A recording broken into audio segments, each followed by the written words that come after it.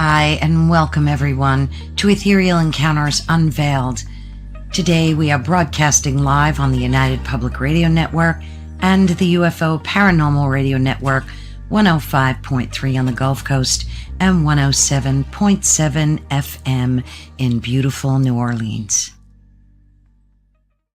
Hello, everyone. I want to welcome you all. Thank you so much for joining us today. And again, welcome to Ethereal Encounters Unveiled. We are broadcasting live on the United Public Radio Network and the UFO Paranormal Radio Network. So blessings and thank you so much for being here. So today, sorry for the late start. We had a little bit of a techie problem. Life wouldn't be life without one, right? So for decades, the subject of unidentified anomalous phenomenon, which are UAPs, they used to be called UFOs, but that's what we call them now. That was relegated to the fringes, right? But in a seismic history-making shift, the conversation about crashed spacecraft and non-human remains is no longer coming from the whispers in the desert. It comes from decorated intelligence officers testifying under oath to Congress. So at that point, the game was changed, right? So we're here tonight to discuss basically the sky and what's going on up there.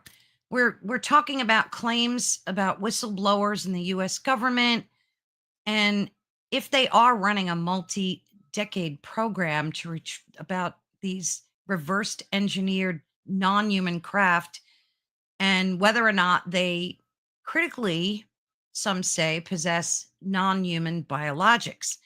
These revelations force us to confront the most profound questions a civilization that can ask. And I think we should take this very, very seriously. But are we ready for first contact? What do these accounts of crashed retrievals really tell us? And what does it mean for the future of humanity?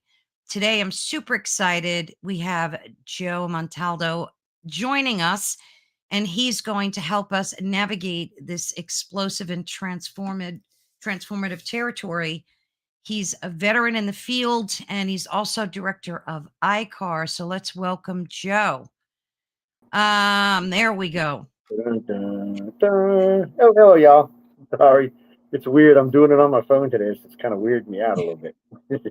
I know. A little bit of a technical problem, but that's okay. We can hear you good. Yeah, such is life. Such is life. It's there's always something weird going on lately, though. I mean, when you like 3-eye atlas flying around out there, is it an alien? Is it a spacecraft? Is it something else? So you just, hey, Michelle, it's kind of strange how much new phenomena seem to pop up on our planet every day. A lot of it turns out to be nothing, a lot of it's just what it is. It's nothing, but Yeah. a lot of it's overactive imaginations. But occasionally there's something good that comes up. But people ask me all the time. I was doing a lecture just recently, and a gentleman asked me, said, "Well, if I was to start looking if I was to start looking into this, where should I start?" And I said, "In the past." I said, "As far back as you can go." I said, "You know what? Go backwards in time and look about things flying around in the skies. And then look at the accounts of giants and little people and get the description of them all." I said, and I go back as far as you can and then work you back forward to modern times. And then start comparing what they were seeing and what we're seeing. I said, first off, anything flying more than 200 years ago is of immense interest. I mean, really. I mean, nothing, you got to go back 200 years, and that's the hot air balloon. Before that, oh, guess what? There was nothing flying. But yet, there seems to be big mentions of things flying around in the air for 5,000 or 6,000 years. Actually, if you go back with the Egyptians and the Indians say, almost 10,000 years. And since we know there's a sunken city off the coast of India that's 12,500 years old, 10,000 seems to be a pretty accurate date. So it looks like whatever this is, or whatever's been going on, seems to be something that we have been dealing with for a long, long, long time. And people ask me all the time, "Well, what are they here for?" Well, Yeah. depending on when they got here, because I always get asked, why are they still running experiments? I said, well, it's not always necessarily experiments. I said, I said, if you do it the right way, you get taken pre-birth. I said, so they take you while you're still in your mother's womb. They bring you up there, they examine you at least twice before you're born. They take you shortly after you're born, and then probably not until you're 2 or 3. I said, if I had $1 for every kid who told me about their bug-eyed friends or their reptilian friends, I could retire. Yeah. I mean, it's ridiculous on how many kids. And the operative word is friends. They're not fear. Yeah. Fear doesn't seem to come, and fear starts around puberty up until about age 30, and it's probably because whatever ET is doing, the worst of it is probably inside that decade, from breeding experiments to all kind of other kind of experiments that they do, from different types of stress they put humans under. There's a lot of things that goes on in that 10 years, especially I like to call it matchmaking, but there's a lot of that goes on. But after that, some contactees or abductees are retired, meaning they really have no more usefulness to the aliens, other than maybe their children might still be being taken. Mm, Some contactees or abductees turn into contactees or into keepers or into communicators and actually kind of work along the alien agenda's lines. So they just stay part of the project basically until they die.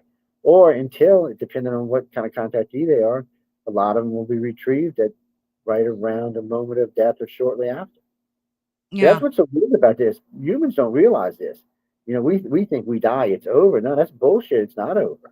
And then a good friend of mine the other day, who's a Christian preacher, goes, "Well, Joe, that's not right. You're taking your soul." Basically, he said you don't get to go to heaven. He said, "What kind of bullshit is that?" I Yeah. said, I would bet somewhere along the line you agreed to this. I said, but think about it. If they take you and put you in one of their host bodies like they use, I said, your lifespan is limitless. You just became immortal.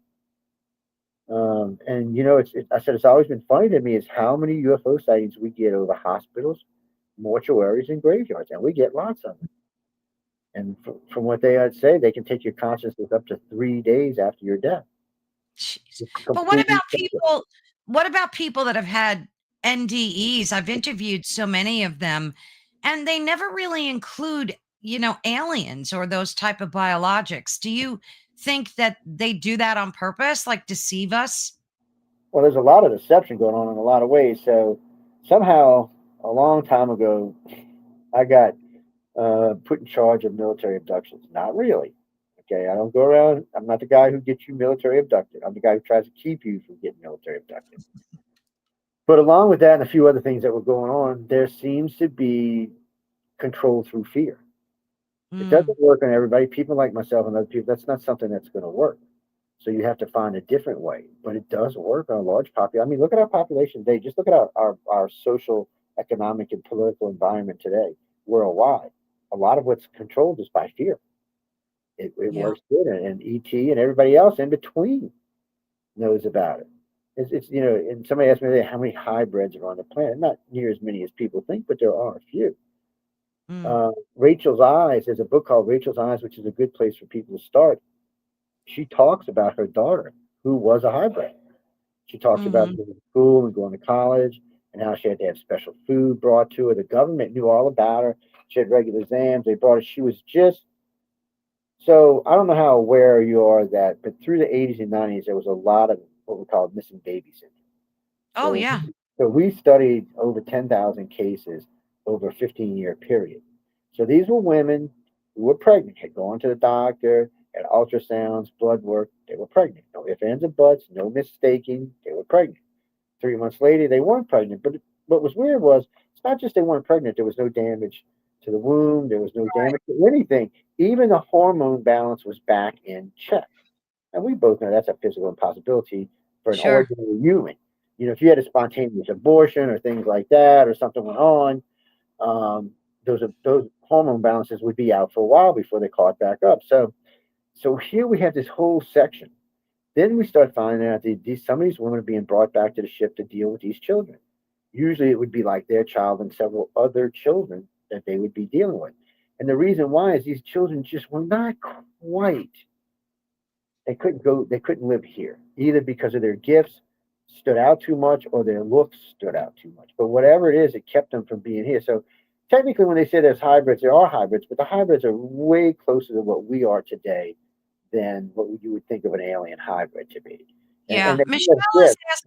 asking if they know they're hybrids. That's a good A lot question. of them do. Okay, so a lot of them don't know outright in the beginning, but most of them figure it out by their mid-20s. So contactees, like everybody, go through stages. So usually, if you start realizing there's weird stuff going on until you're young, by the time you're into your teens, you're already looking at alternatives other than just everyday religion. You'll start looking into paranormal, and as things move along, somewhere down the line, something will strike a familiarity to you. You'll be reading somebody's work or an abduction case or something, and you'll be like, "Oh shit, that's me." And then you first get that first awakening. And then after that, a lot of this stuff just starts falling in place. You start realizing that you're not an everyday normal person, that you do have gifts, that you are empathic, and a lot of them are telepathic. They realize this, and then they realize, people like to say star seeds and indigos and star Yeah. children, but they're all the same thing. They're all the same type of being. It's just for some reason humans have an issue with labels. Let's just be honest about it. We can't help ourselves. We got to label everything, and we can't just give one thing one label. Yeah, we get But anyway, but those children that were born or were seen when they had been taken around 3 months, and they looked at these children and said, "Oh no, this child cannot live on Earth." Maybe like I said, because it could be looks, it could be abilities, it could be a combination. But for whatever reason, they go back to the ship and they live with the community, or they go to one of the colonies or one of the worlds and they live there, but they don't have to live here. There's other places for them to go. And that's the other thing we were talking about. So when you die and they take your consciousness and they upload you into a new body, you're not going to be coming back to Earth. One, it would be too tempting for you to do something stupid, like contact people you know. But you go to other worlds. You don't even stay on the ships. They usually send you to a different world, usually somewhere you're already familiar with. But don't they Uh, just make us forget? Don't no, don't they wipe our memory? no reason to. So a contactee, once you, so somewhere before your death, probably within a couple of years, you'll start getting a sense of something different, and they'll give you an understanding of, look, you've already seen off-world stuff. You know a lot about what's going on by this point, and you're kind of like, okay, well, I can go ahead and die peacefully and just be whatever the universe wants me to be, or I can take this offer and go do this. And a lot of times, they'll offer the children and other children, and so when you get there, you'll recognize people, you'll know people. You won't be like you don't know people there. You'll Mm-hmm. go there and you'll see. And then what's strange about it is, and this is a little eerie in a way. So let's say that your great grandmother removed 40 times was a contactee. She'll probably be there because their lifespan is unless they get killed by something, as long as they're anywhere near a place where their consciousness can be uploaded, they'll just be put into a new body. But how is that a win for them? What are they It's gaining by? eternal life. It's eternal life on a consciousness level that humans won't achieve for millions of years. We're nowhere near where the Greys are consciously, or the great reptilians or humans. We're just infants. We're not even really infants. If you think about the universe, we're just freaking still. We're just inside the egg still. We haven't even left our planet. Yeah. Uh, so I mean, until we really reach out and become part of the galactic consciousness, we're more of a threat than we are a help. With Mm-hmm. you carrying, nuclear bomb making, cold fission trying to be making, helium-3, let's blow some more shit up. We're already Yeah. talking about colonize our entire solar system. We're planning on doing it in under 100 years.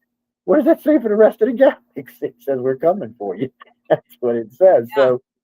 So from an alien point of view, they're looking at us thinking, okay, look, you have a lot of potential, but you're really, really, really dangerous. You can't even organize your own planet. You can't. We don't even have a one world government. As far as I know, there are no races out there that are part of the Congress and all that, or the council, that are not a united planet.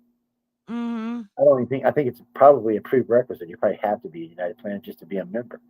And we can't even unite in the UN. We're trying to blow each other up. It's ridiculous.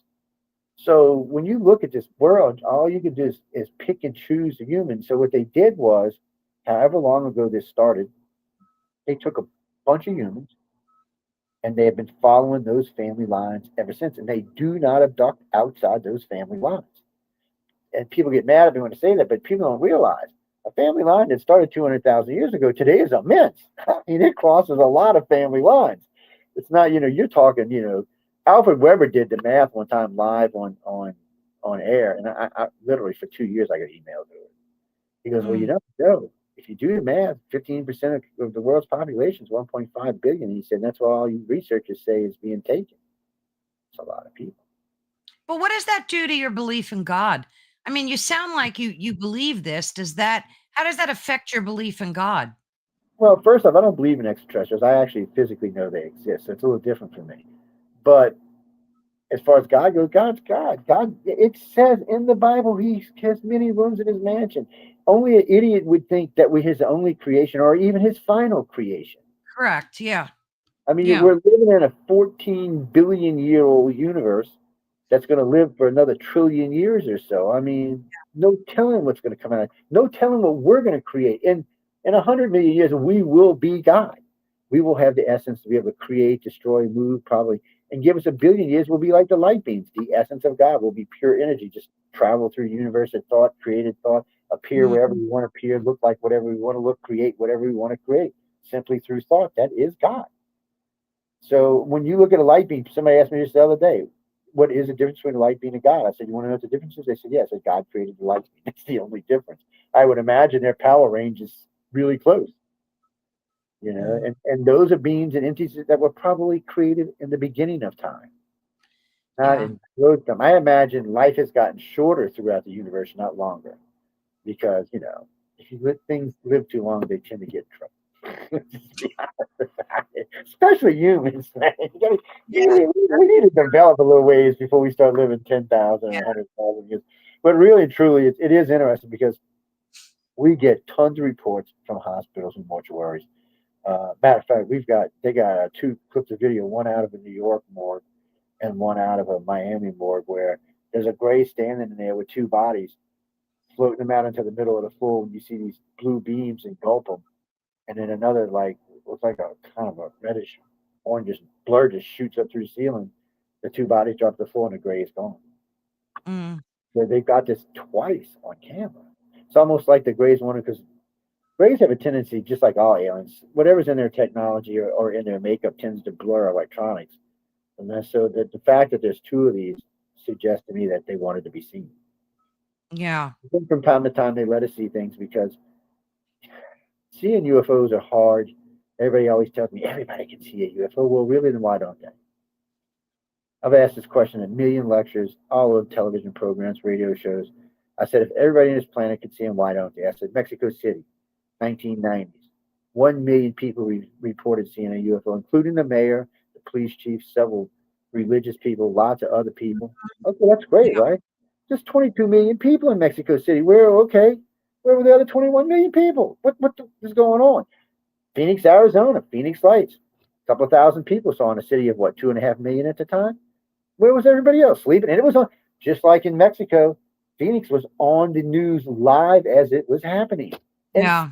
only that, because you can see in a video, there's a couple of them where somebody's showing you what's in the sky, and you can actually see it on the camera, but yet the person standing next to him couldn't see it. Yeah. Why is that? Because I think in order to see a real UFO alien craft, you have to have been exposed to them somewhere along the line.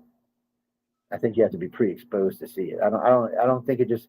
I mean, there's too many places: New York City, London, Paris, a couple other big cities where there have been craft over the cities and no one saw them, and they weren't cloaked.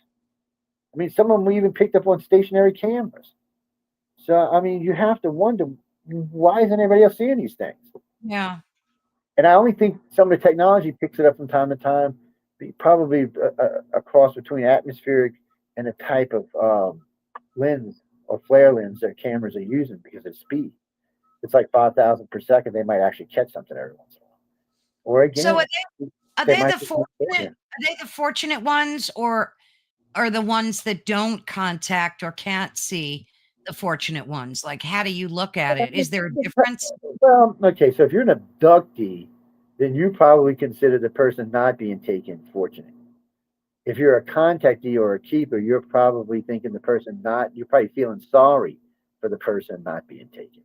It just depends where you are in the program because when you're first being taken by aliens, there's a lot of fear, a lot of animosity.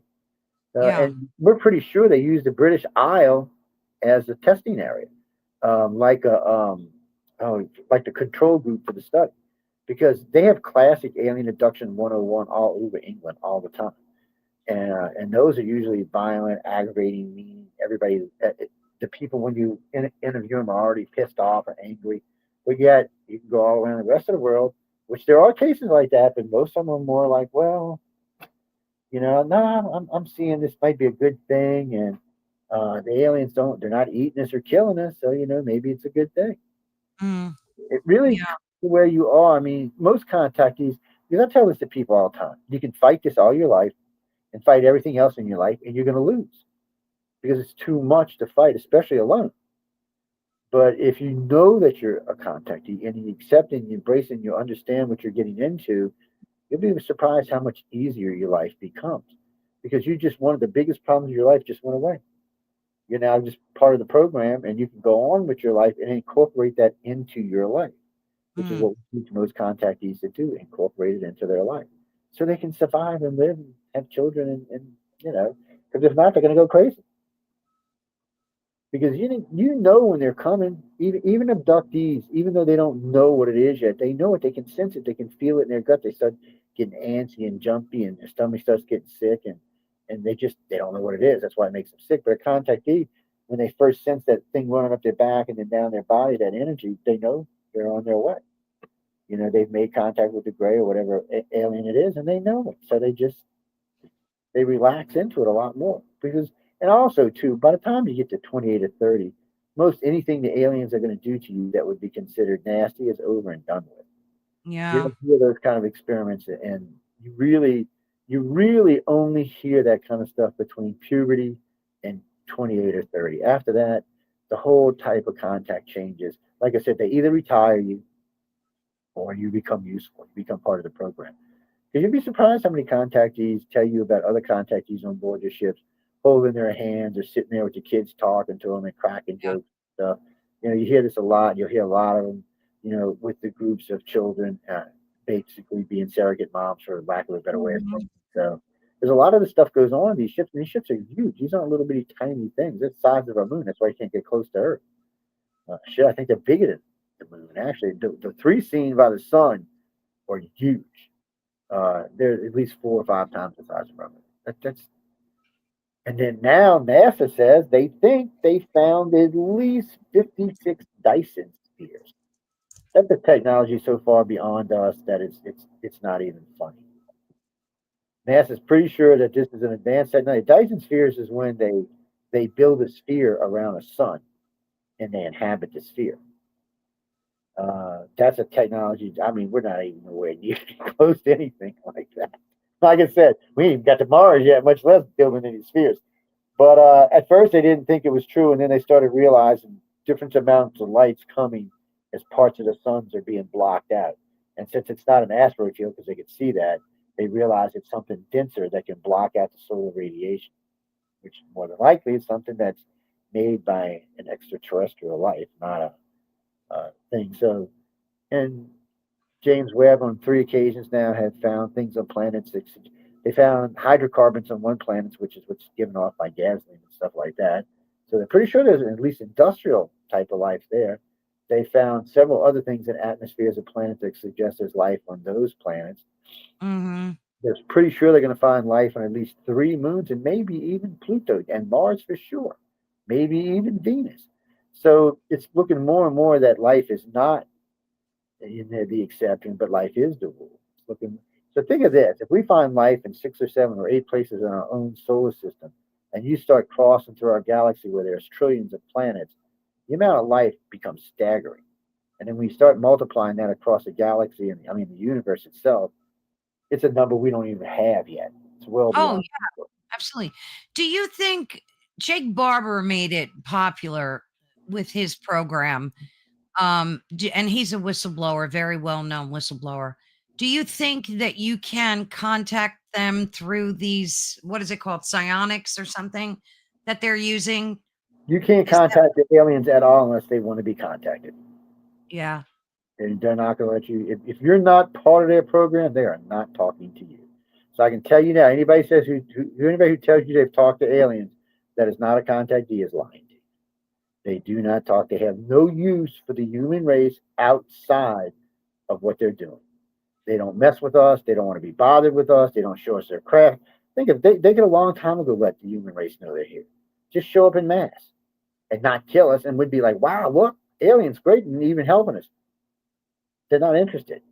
We're pretty sure they're the ones who created the RH negative so that they could slightly move our race in a different direction because we're diversifying and splitting away from the RH positive and slowly but surely becoming more and more and more.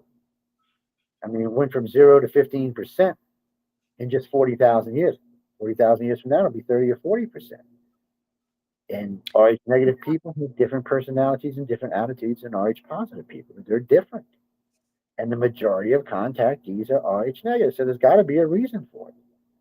If RH negative only makes up 15% of the world's population, but yet makes up the majority of abductees by 70%, there's something going on there, and it's something that we need to watch for. But we know that it's different. We know that before RH negative, everybody was RH positive, brown eyed, brown head, brown skin. That was the human race before that, and then bam, O negative, RH negative comes on and we change. We have green eyes, we have blue eyes, we have gray eyes, we have different kind of attitudes. It's amazing how many people in Hollywood and in politics have RH negative blood and green or blue eyes or both. It's the majority, and they're the minority. Think about it. Green eyes are only 2% of the world's population. Blues are only 14. But yet, when you look at a Hollywood star or someone in Congress, the majority of them have colored eyes. But what about all these whistleblowers? I mean, Lou Elizondo started that. He came out, he was like the central figure, in 2017. And then you've got Grush and Jake Grush, Barber and all yeah, these Grush is a con artist. I wouldn't even worry about him. He's an implant. He's a plant. He was a spy. That's what he did for a living. Mhm. And he only has, and remember, this is what's important about both these guys. Grush only has third hand information. He Right. got it from a friend who got it from a friend who actually was involved. Right. That Yeah. means bullshit, is what that means. He Okay. said he saw pictures and he said he saw some evidence, but Yeah, but does he know that evidence wasn't planted? Does he know he yeah. wasn't being used? We're talking about the spy industry here. This is nothing for them to do. I mean, come on, they have faces now. You can't even tell if they're real or not. They Well, can he change said he anybody's saw voice. biologics. Is that crap too? He didn't see biologics. He said he saw them. I heard him testify on 2 occasions. Both times I heard him say that everything he had been taught or seen was given to him or was either second or third hand information. He had no first hand information. His words, not mine. Mm, So, and now if he's changed his story since then, that even makes him look worse, not better. But when I watched him in Congress, both times he didn't say anything about that. He said that, and yeah. then he was also pushing Dr. Greer's dimensional theory. He's also said that we had what there were 79 crashes and we had 80 or something EVTs that we had caught. Really? And how likely is an extraterrestrial to let us keep one of their people when we know they can come in your house and take you, your car, your house, whatever? You can take your whole damn house if they want. Yeah, that kind of makes sense. What about Lou with the ATIP program? Is he discredited as well? I mean, there's so I don't know. many. I haven't looked. I don't want to discredit somebody that I haven't looked enough into. So I can tell you this because of the clearance I have, which is a Class N clearance, which is higher than anybody we've talked about so far. That most of what you're going to hear is going to be disinformation because the government has a lot of. Look, you know what the X-47 is? It's one of our new fighter jets, Generation 6. It can actually go invisible. It can actually physically, not just stealth, but it can physically go invisible. Well, for 5 years, they've been reporting that as a UFO over Nevada and Colorado. Well, if it's not, it's ours. But it looks like a freaking alien aircraft from underneath it. It's scary looking alien spacecraft, and it's not even alien tech. It just looks like it. So the problem for us is we never know how much of what is going on is the government using the extraterrestrial to cover their own butts.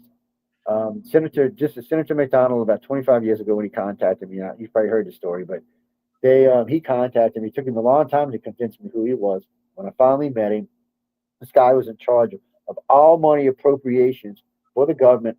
All everything going into the Pentagon was his. He contacted me because he had a TR-3B flew over his car, and he had no idea what the hell it was. And somebody in the military told him that I probably knew. And he got hold of me. And we talked about it eventually when we finally met up, and I finally believed who he was. And he sent me a lot of information on it, but he had no idea they even existed. And he was the one signing the check for the damn thing.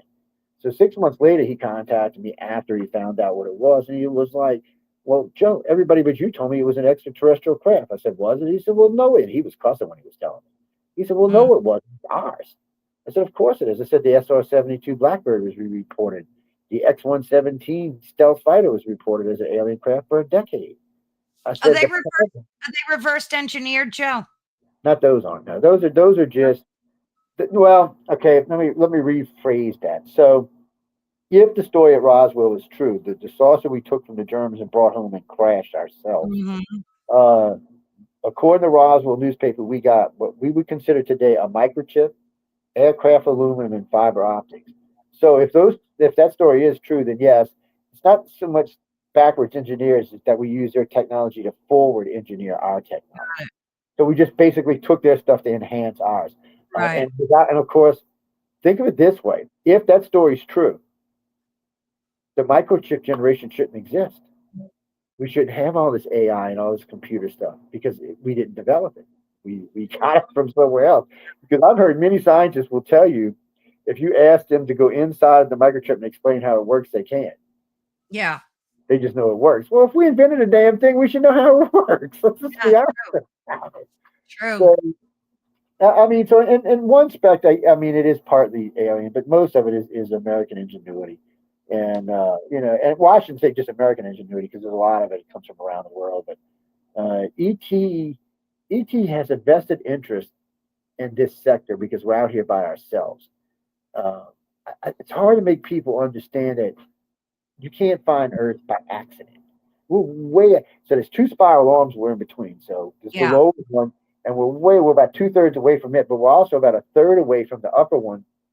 So we're not in the mix of the stars. So if we were in one of the spiral arms, I mean, there would be stars surrounding us and planets all over the place, but we're not. That's why there's so few planets around us. And we're pretty sure that some of them may have come from a different galaxy. So it's kind of weird that an alien race even found us, much less three or four. And then when you Yeah. listen to Dr. Greer, 56, bullshit. Show me proof of 56. Show me proof of 56 Democrats. Show me proof of a Stargate. I mean, show me something. If you're going to make outlandish accusations like that, you got to give me something. I Yeah. mean, right True. now, we've documented every UFO craft ever seen, and I doubt it comes from more than three or four races. Because you're not going to have just one model of extraterrestrial craft. And what you guys also think about is how come the saucer craft that the Egyptians showed you in the hieroglyph is still the one being seen 5,000 years later? Yeah. That's a good point. So it's strange how all this works. And ET definitely has once they really want to see us make it. I just don't think they feel that everyone's going to make it. I think they actually know something's headed this way or something's going to happen here. And more than likely, the contactees, if it's a disease or something, they're probably naturally immune to it. I mean, 1/3 of all contactees talk about the Holocaust rate, that there's a So Holocaust on Earth the where rest of us are so the people that have not been contacted are basically screwed. they're basically cannon fodder. Yeah, Wow. it's unless something changes, and maybe the contactees will save their asses. There's always Mm. hope, but as it stands right now, if everything that's been shown and said is true, we're headed for a brick wall of a biblical portion. Probably they say this will happen when we get around 10 or 11 billion people, and roughly in 9 days, 90% Mm. of planet is dead, just is dead. They don't say what it's from. They say because a lot of contactees are here helping retrieve people to bring off world because of whatever's going on. But it doesn't sound like it's a catastrophe like the Earth's being destroyed. It doesn't sound like a war either. It sounds like a badass COVID is what it sounds like. Yeah. Yeah, I So, heard they're already preparing. They're doing those mock. drills for the next pandemic. So I'm sure they've got something in store. Well, here's a little side piece of information. So the amount of military abductions have increased in the last decade, considerably increased, and there's been a lot more blood work now when it used to be more about information and what goes on the craft. What do you see? What do you know? What do you smell? What do you taste? This seems to be a little bit more expedient, and it seems to be more about what our bloods have been exposed to. Now, maybe Hmm. they're just looking for whatever's you're breathing or eating or whatever the chemical processes are, but I doubt it. It seems like they're plus for 3 decades. I'm sorry, what is it? No, I'm sorry, for 5 decades. The United States has been practicing vaccinations. So back in the 60s, they developed a way to put chemicals into a plane and just fly over an area and aerial vaccinate Oh everything. yeah, So they've been practicing that for a long time. So what's that about? I don't know. And I can tell you this from just experience. When when I was in the Navy, somebody asked me one day, how do you know the difference between a trail and a chemtrail? Well, yeah, contrails generally don't last more than 30 minutes, if that long. A lot of times they don't last that long. And they're exactly. usually not crisscrossing the sky. And I'm going to help all of y'all. So a couple of things you can do. You can go get you one of those airplane trackers that track in lifetime. And you can look at the sky and see whatever direction it's heading and go to your local tracker and see what was flying over. Or if you Yeah, see something forming, you can look at it in real time and say, okay, no, this is flight such and such going in such a way, it's going to be a contrail. And you can watch it as it dissipates. Or you can see something that's going to have no registry. It's going to have a start and a destination, but it's not going to tell you anything about the flight or anything else that's going on. It's military. They don't have to tell you. So what are they doing? Well, if you see big trails behind it, well, guess what? They're spraying, and they can't even deny that they're spraying anymore because too many military people have videotaped themselves and their phone and made it public. yeah, They yeah. can't No, even stop it. it's we all know that there's chemtrails. That I it's think a clear. lot of it's mood enhancement though, because I noticed, like in New Orleans, just before the holidays, she's like for the Super Bowl, usually about 5 days before the holiday, you'll start seeing trails all over the place. Christmas, usually about 2 weeks up until Yeah, they're spraying every day, crisscrossing sky. Somebody said, "Oh, it's because the air is cold." Well, not so much in Louisiana, people. We have Christmases where you're sweating outside at 80 degrees. I said, so yeah, yeah, it's not. I mean, don't get me wrong, we get cold weather, but yeah, it's not always cold. And when it's right. hot outside, you're seeing these big trails in the sky. You're kind of like, something's not adding up here. It is a bit spooky. Who sent me that? Denise, what do you want? No, we can go over a couple minutes. We started late. Yeah. Whoever wrote me that. I'm like, call Michelle and whoever you are. Sorry, somebody texted me. No, it's definitely a nefarious agenda. Whatever they're spraying, strontium, all sorts of That is all terrible kind of chemicals. thing. Well, you know what a good mixture would be a sodium amythol, sodium pentothal, a light mixture because it makes you very, how can I say this nicely? Makes you very open to suggestion. Right, right. So if you're watching, so let's say you're walking your dog and they're spraying this crap, and you go inside, you put on your favorite media, which may be MSNBC, might be Fox. I'm not judging whoever Yeah. you watch, but regardless who it is, when you're done breathe this stuff in for an hour, now you're watching, you're absorbing this, like it's like almost Oh, absorbing it yeah. into your cells. So be careful, people. That's all I'm telling you. Yeah, I have friends that live in Florida, and after they sprayed something, and it was kind of like a Okay. fog, and they got so sick afterwards. Who knows? God only knows. Why kill us slowly? That's a good question. I don't think they're trying to kill us. I think they're trying to antagonize us. So Americans in general aren't really the kind of people who want to get up and fight all the time. And right now, for some reason, the lefty party is, but I think they're being exposed more because they live in big blue cities where they spray a lot. Southern cities are funny about things in their skies. We actually have laws about stuff like that down here. Yeah, and they will investigate. They're not big into Yeah, letting you, yeah, but we do yeah, see. I don't want to say we don't see them, but we don't see them. So just put just a perfect example. I'm in LA in April. I go every year to LA 2 or 3 times a year. I'm out there in April.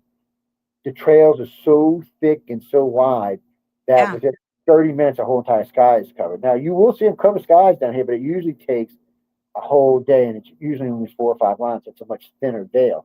Um, but because there's so I don't many know. people, Okay. Are they blocking out the sun, Joe? What are they Oh, doing? they're using this stuff to aggravate you. Oh, It's some type of irritant. So yeah, sometimes this is weird. Sometimes it feels like it's a mood enhancement, like to just let you. But sometimes it feels more. So this is how you look at it. Spraying in places like Portland and Seattle, Los Angeles, and Chicago, and there's violent riots right after the sprayings. We've been yeah, tracking for about 7 years now. So, but yet you come down to New Orleans before Mardi Gras and you're spraying, and everybody seems all laid back, like they've been all smoking ganja all day or something. I mean, they're all just chilled. So, I mean, they definitely use more than one type of thing, and they yeah. have reasons why they use it. Now, are they going to tell you and I? Probably not. Um, and then, is it the same people using it? Why does everybody, so if you can't whip up the whole country, then you just whip up one segment so it starts trouble. But the problem I think they're going to have is there's more and more of these people in these cities are moving out to different places Yes, that's true. now. They're That's getting true. away from big cities. So it's hard to spray over big areas. It doesn't work as well. It's not as effective. Uh, and ET doesn't seem to care. They're like, yeah, well, you dumb humans, let them do it. I really think ET wants to see us. I think if we would unite the planet before whatever's going to happen happens, they would try to save us. But I don't think if we're not united when it happens, I don't think they can. I don't even think they would be allowed to be honest with you. I think. And the only reason the Greys are here is because the humans and reptilians, somebody in the past, got nasty with each other. And the council says, oh, no, we're not starting the whole new galactic war. We just ended one. We're not starting another Yeah. one. And they sent the Greys. And, I was always told when I first got in this field that the Greys worked for everybody. Well, come to find out, the reptilians and humans are scared of the Greys. The Greys' mental abilities are 100-fold what the reptilians or the human at least. And every contact they've ever said, they said if there's a Grey there, when a reptilian or human walks in, they'll always put their head down and look the other way and walk past as a sign of respect. So that 8 foot tall, 785-pound reptilian just bowed his little head to that little 3 foot Grey. That should tell you something right there. Yeah. Worse than Yeah. that, because there are reports of Greys grabbing humans by the ankles and just hauling ass with them, pulling them behind them like they're a potato sack or something, like they don't weigh anything. I noticed in that series Taken, whoever was getting the information, at least part of what was going on in there was true. They had been speaking to a contactee for sure. I mean, Mm, they took creative liberty on some stuff, which I'm not hating on, but there's a good stuff in there. Like when she's being walked home, that's a true story. And it's happened more than once, where yeah. a girl stepped in to protect him from a military abduction. Having someone Mhm. kill a military abductee, that's happened more than once. And the Greys, especially reptilians are too. And I guess the humans are. They're protective of their contactees. They don't mind the government talking to them because we're their Mm, citizens. But when you start screwing around with them, then it changes. They get all like, "Oh, wait a minute now! Don't touch my contactee." And I think, and I think this is another thing that's hard. So we were talking about when this all first started. Well, Bob the Gray here. Well, you can't see Bob right now, but Bob the Gray. He was probably the person who abducted one of the very first humans. So think about that. He's abducted in that family line every human since then. Do you know how intimate he is with your family? Do you know how much better he knows your family line than you do? So a gray, because it usually comes in groups of threes, they're the same grays that were abducted you, that abducted your mom, your great grandmom, your great great grandmom, and all the way back till it started. And for them, it's just like a spit in the bucket as far as time goes. So for them, it's 6,000 or 60,000 years. For us, it would be like 60 years. Probably not even that. Probably closer to 6 years in the way they view time because they're much older than we are. But why have abductions been going on for so long? You would think they have what they need, no? It's not what they need; it's what they want. So they want us to move in a certain direction, and they can't technically directly interfere. So through abductions, they find places they can nudge us. That's really what they're doing. They're just looking for ways to nudge us. They're also looking to help humans understand that for world peace, there has to be one world government. There has to be things like if we're going to have religion, we have to have religious tolerance. Yeah, a lot of contactees talking about these things. You hear about talking about peace, not destroying the planet, not destroying a lot of different things. But and these are contactees. It's part of what they are, and it's part of what the aliens know we need to quit doing. But as a species, we're not ready to quit yet. We're just not. Mm. We're not even ready to give up gasoline yet. You know, we all know it's not good for the planet, but we'd rather have it than the electric any day. Don't ask me why. I mean, we're supposedly having this grand awakening, the human race. Where's the grand something, all right? I'm not sure for the Yeah, awakening part. true. Sometimes I wonder about the awakening part. Yeah. Well, I mean, we're in the age of Aquarius, so and we've got what 1,000 years of it. So we somewhere along the line, the species should get more enlightened. To answer your question, contactees. So if you're being taken and you don't know, you're considered an abductee. A contactee is someone who has experienced it face to face and now realizes beyond any reasonable doubt that they have saw an extraterrestrial and they know they're a contactee. Contactees tend to be more willing to work with the programs and be part of what's going on. But it usually takes several abductions before the average person realizes they're a contactee.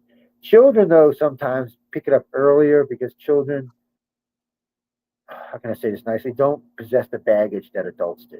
Yeah, well, that's true. Well, we're So, Miss talking. Heidi's asking a good question here. How do you know if you're a contactee or an experiencer? I don't know how to answer that. I guess her daughter is asking her. Within the last year, she's begun to believe that she is one, or in experiences that she had. I guess we're paranormal, right, Heidi? Well, because in her case, she's probably an abductee. She's probably been being taken since before she was born. She knows there's something going on in her life, and she's experiencing it, and she doesn't fear it. And as she starts to accept it more and more and more, she'll become a contactee.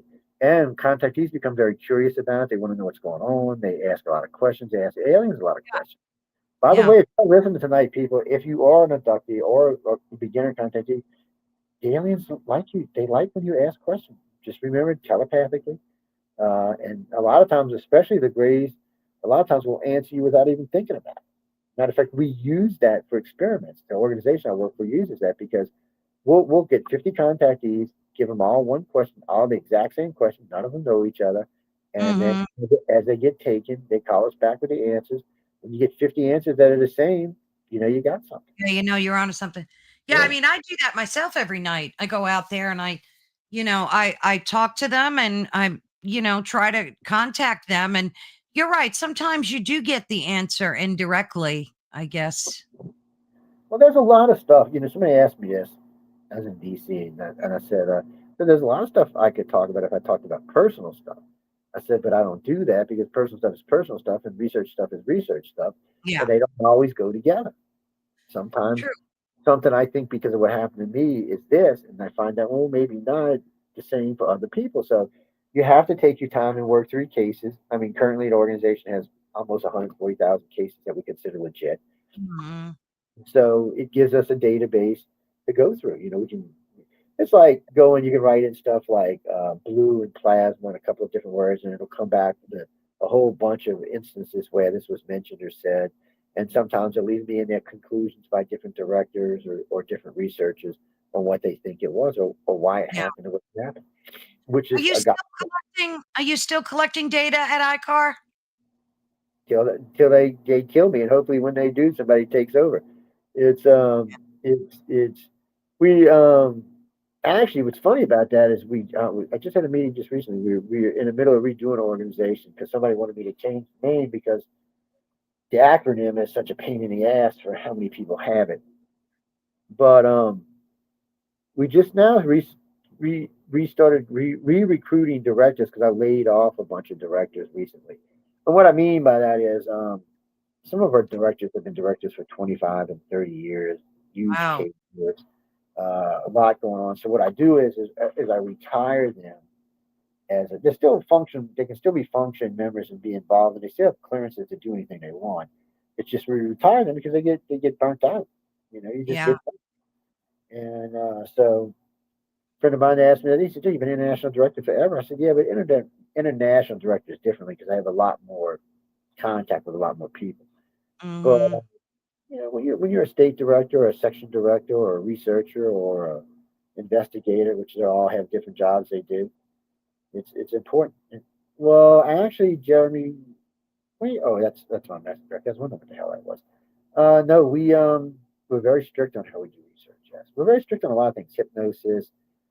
They're almost, I would say today, if you go back and listen to Wake Up USA from about 30 years ago, and you go listen to Ufology Day, you'll notice that 84% of the terminology used in abduction came from I.C.A.R. Yeah, including a lot of the stuff, a lot of the research everybody bases their research on came from us initially Mm, because nobody else was doing it. I mean, look, yeah. these ufologists wouldn't even talk to me when I brought them on Wake Up USA. If I said abductions, they don't want to talk. Paula House literally got Piala House, and so I got mad at me for 2 years. Wouldn't talk to me because I was talking about alien abductions. She said, "Well, we can't talk about that. That just hurts the field. Nobody thinks that's even real. Bullshit. Nobody thought it was real." So Yeah. for I don't know for a full decade and a half, I was black sheep. Nobody wanted to talk about that stuff, and we were putting out copious amounts of information. And that's why I left MUFON because MUFON was just burying it. They weren't giving it to anybody. They weren't even sending it out to any other researchers. They were just in a dark file. It's I got lucky. Walt Anders, who's the founder of MUFON, decided to join I.C.A.R. while I was hosting Wake Up USA. He did it on air, by the way, which was strange. And then I get a letter from him. He said, you should see something. If I pass anytime, you should get a box from me. Yeah, a box, more like 60 boxes. Um, Full of all of MUFON's data that had never been put on a computer anywhere. It's sitting in a Mm, closet right now. yeah. So Wow. you got to wonder what the hell is going on with these organizations. And then nobody was doing abduction research, and then finally, after 20 years of forcing the issue, finally in the 90s, mid 90s, other people started finally. Actually, wasn't even Mm, this like the mm, 2000. People finally started looking into it. Yvonne Smith started doing some work. Mary mm, Roll started doing some work. A lot of contactees came out and came forward.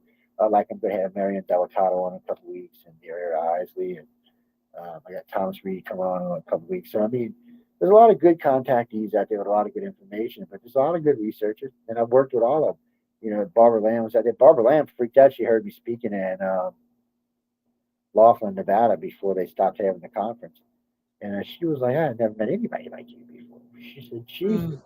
So the amount of information you've got is outrageous, of course, but I cheated. That's why I formed iCard. It's too much information for any one person. You look, don't get me wrong, people. One person can be a great researcher, and I have a lot of them that work with me. But the problem is, you can't do everything. It's too much. Mhm. And it's not like it's just one subject. Ufology has to be broken down across many different subjects, including the paranormal.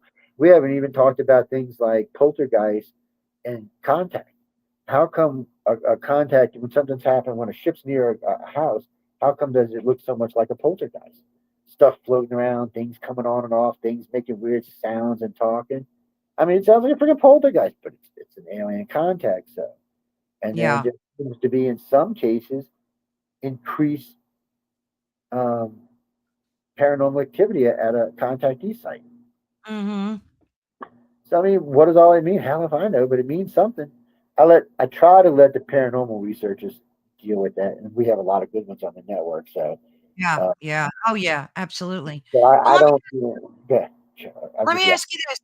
I'm trying to like connect the dots. So, do the technical descriptions that are given by pilots like David Fravor, he's the guy that came out with the Tic Tac, and Ryan Graves, he's the one that came out with the cube shaped sphere. Do they align with the technical descriptions of recovered crafts or materials that I.C.A.R collected? Does that stuff align, or is that Well, BS? I think it is. It's hard. It's hard to tell, but I trust pilots when they see stuff. I've worked with many pilots. I was in the Navy. I was on the USS Nimitz. It's one of the things I did was work on jets and talk to pilots every day.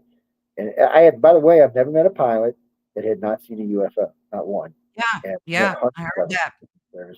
I've never talked to an astronaut, and I've talked to more than 50 now that have not seen a UFO. So those things you have to take in now. But pilots are like cops; they're very observant. Yeah. Oh They're yeah. always looking at everything around them, and when they give you something and tell you something, you can generally take it to the bank. They're not exaggerating. That's what the hell went on. And when you hear a pilot say, "Oh, it just left me sitting there," and I was like, well, yeah, he meant it. He meant, oh, I'm doing Mach 2, and this thing just left me sitting at Mach 2 and then came back, flew around, he went back, came back, disappeared. went off radar, came on radar. He said, no, nobody has that technology. You know what's interesting is these are descriptions like the Foo Fighters in World War II. Yep. We still, to this day, 80 years later, don't have technology that can do that. But we do have one thing. We do have drones now. So a drone could do this around a craft. It just couldn't leave it, take off, and come back because we don't have any drones that are that fast yet. But Yeah. we're working on that. The drones that go with the new X-47 fighter, it comes with 4 of its own drones that just look like mini versions of it. So they can do Mach 2 and fly 1,000 miles and blow the living Jesus out of things too. And they're autonomously controlled and self-controlled, and then of course the pilot control. So it's an insane piece of technology. Yeah. It's scary piece of technology that it can do things like Mach 3 or Mach 4 and fly across the planet, drop a nuclear bomb, and fly back, and not be seen, heard, even known it's in the sky. When I seen it go invisible the other day, I was seriously impressed because they were showing its radar cross section on radar, which was nothing. It was like the size of whatever this thing is right here. It's a tie clip. It's about the size of the radar, so you just ignored it. And then they showed it. Some guy was down there with a binocular, and he's looking at it. He said, "I can see it, I can see it," and then it just disappeared. It just mirrored everything around, and it was gone. You could tell where it was. Didn't leave any plume, no heat signature. It's bad to the bone. It's serious technology that I'm sure Russia and China are about to have a heart attack over. They're like, Is where the this hell? just our tech? Or Exactly. yeah? You can't always say, we can say it seems like it is, because humans aren't completely stupid. And we do understand natural progression. And we do have Mhm. AI now. We do have other new materials Oh that we yeah. do stuff with. It's just, but we might have had a boost up somewhere along the line. Do we still get them? I don't know, but we may have. And then there's always Charles Holmes, tall whites that we don't know what the hell they're doing. They're just out there at Area 53 hanging out. They don't have nothing to do with the other aliens. They're not involved with them. Don't talk to them. Not a member of the galactic the community. They just seem to be a race that's using our planet as a stopping point. They have been using it for a long time. They get, according to the Army, they give us a little bit of trickle technology here and there, so they can use our planet as a jumping off point to the next spiral. Yeah. So it was like, wow, okay. And when he told me they used to go gambling in Vegas, I was get the hell out of here. But I've talked to a lot of people in Vegas, and I've talked to several state troopers and taxi cab drivers and Uber drivers, and they talk about these things. And with the upscale Uber drivers, sorry, but Mm. they talk about these things. They have pictures of them in casinos now. I mean, it's even Vegas itself. The police department takes it as a thing now. They think it's real. Yeah. So do you think all these testimonies, these congressional hearings, do you think they're all like just false flags? Are they just BSing us? You get a sense of 2 things. Okay, so like with Koresh, so you had Koresh, and then you had the 3 pilots there. Okay, Mhm. so Koresh is going on and on about all kind of crazy stuff, saying all kind of outlandish stuff. The Yeah. pilots do none of that. The pilots gave you an account of what they saw, how it happened, what it was, and they just wanted you to understand that they did not think it was a technology that we possessed. Right. So that's good. That's good, solid testimony that makes Americans say, okay, yeah. But when you say shit like, oh, well, they come through this thing and they're falling out and they're coming from a dimension and every other craft falls out and crashes and then we recover the craft and the humans, well, really? Then why are we so fucking far behind? You're telling me we have over 100 spacecraft and we're this far behind? Give me a break. I mean, that's insane. I guess somebody set my alarm off out here. It's yeah, it's an impossibility, is what it is. And we've Mm. got that many EVs, and no one's come for them. No one's claimed them. No one said anything about them. No one, no one cares that they're here. And another thing, if you were an alien race and every other ship you sent came here and crashed, would you send any more? And then the other thing Yeah. is where have they been for the last 10,000 years? Where's those craft at? All the ones that have been crashing. You know, I mean, what the hell? I mean, none of that makes any sense at all because we know that he's been here a long time, a really long time. So you'd have to ask yourself, where are all the rest of the spacecraft?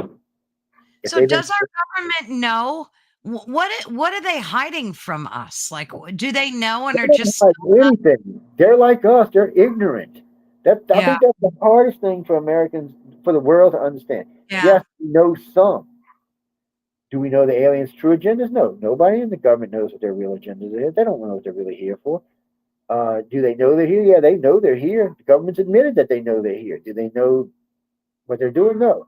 Can they stop abductions? No. Have they tried to stop abductions? Yes. Did they lose? Mm, Yes. Did they get killed? Yes. But they can't stop them. There's nothing they can do about it. And what are they going to do? Fire on an alien spacecraft? Well, that's just get ignorant. Because what happens if they start firing back?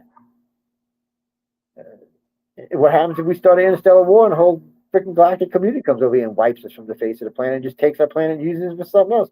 I mean, these are yeah, things that, we have to think about as a society, and we're just not doing it. And we hear people like Koresh or even like Dulcie, where they have an underground firefights running across.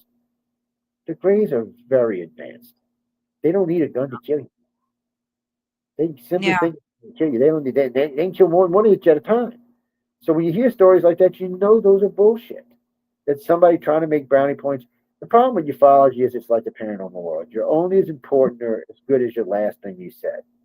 You can't make money if no one's following. Or Yeah, if that's true. I mean, I was just going to ask you this too that Heidi purported up here.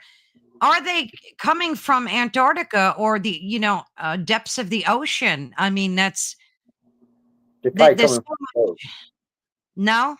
No, they're probably coming from both. We've got Oh, many underwater sightings, and yeah. uh, and then there's always a Shag Harbor sighting where those two submarines watch the thing underwater being repaired by another one. We know they use oceans. One of the things we tell researchers when you want to go researching, you want to really see a UFO, and you're not a contactee, find yourself a deep water area near a national park and a Navy base or an Air Force base, and I guarantee you will see something strange because Yeah, the probably. majority of sightings come from those kind of areas, and the reason why is because that's where they're prevalent. Um, just the NASA facility that's not even 5 miles from my house where I live right now. I cannot even Hmm. tell you how many people there have seen UFOs flying over the place. Yeah. Matter of fact, there's a corridor for the TR3B. Starts somewhere in that starts at Eglin Air Force Base. They fly up to interstate. They fly up into the woods above interstate, and then they fly across Georgia, Alabama, Mississippi, and Louisiana, and they head down to the Gulf, and then they come back across the swamp and across the Gulf all the way back to where they started from. They do this like 3 nights a week. People have seen them hundreds of times. You can Yeah. go snow watching on the NASA base where you're allowed to go on, and you'll just sit there, and all of a sudden you'll be looking up, and all the stars are gone, and you'll notice it's in the shape of a triangle. And then you can watch it as Yeah. it just goes up. You don't hear anything, you don't see anything, you don't smell anything. But I will tell Great. you this: it does tend to change people's moods and personalities. Hmm. I don't know if whatever field it's given off makes people anxious or gives them anxiety. I don't know what it is, but it definitely will change people's moods. It's a very strange thing to watch. It's kind of a Yeah. scary thing at the same time. But ET really wants to see the humans make it. They want to see us cross multiple boundaries. They want to see us become part of the galactic consciousness and the galactic community, but they have their doubts. Jeez, I They mean, don't I would know. like to believe that that's true. What role do you think that like private aerospace or defense contractors play in maintaining the secrecy? Because it seems like A these lot. black ops programs are really responsible for a lot of the secrecy. So what happens is our government from time to time gets their fingers on stuff. Well, they don't have the resources that Lockheed or Boeing or Skunk Right. Works or Sierra Nevada or even Elon Musk has. So they have to turn those over to people that can use them. And that's what happens. And that's how some of that technology ends up in places like China and Russia because we have people in some of these companies. Just the other day, we caught a Chinese spy. Hell, they're pretty sure they caught Governor Hochul of New York's aide as a Chinese spy. Yeah. So, all this has to be taken into consideration. But the real thing is no one's been able to just claim ET as ET is on our side. ET wants to help just us. ET wants to help humans. They don't really give Mm, a shit about governments. And if it was up to them, there probably wouldn't be any politicians. They don't.